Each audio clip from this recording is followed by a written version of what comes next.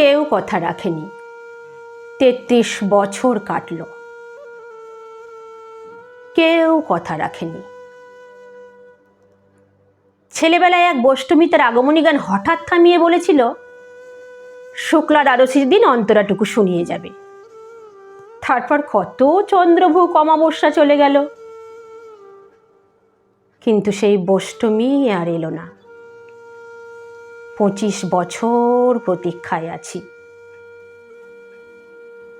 মামার বাড়ির মাঝি নদের আলী বলেছিল,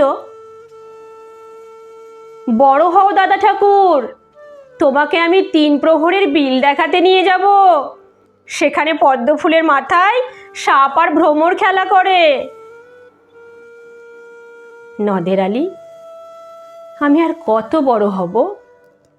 আমার মাথায় এই ছাদ ফুঁড়ে আকাশ স্পর্শ করলে তারপর আমায় 3 প্রহরের বিল দেখাবে? একটাও রয়্যাল গুলি কিনতে পারিনি কখনো।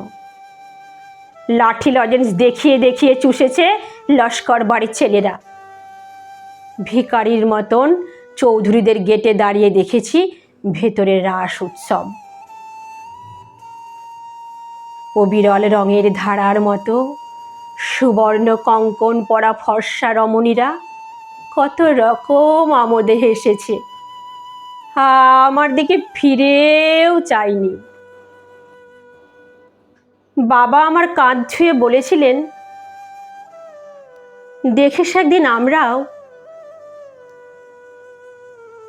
বাবা এখন অন্ধ, আমাদের আর দেখা হয়নি কিছুই। সেই রয়্যালগুলি, সেই লাঠি লজেন্স, সেই রাস উৎসব কেউ আমায় ফিরিয়ে দেবে না।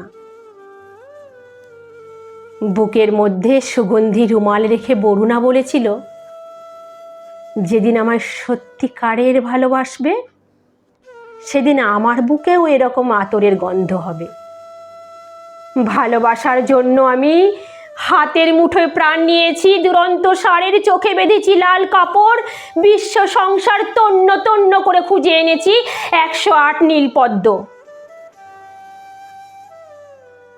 তবু কথা রাখেনি বরুণা।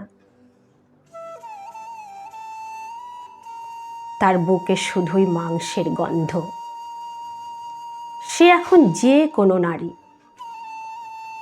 কেউ কথা রাখেনি। 33 বছর কাটল, কেউ কথা রাখে না।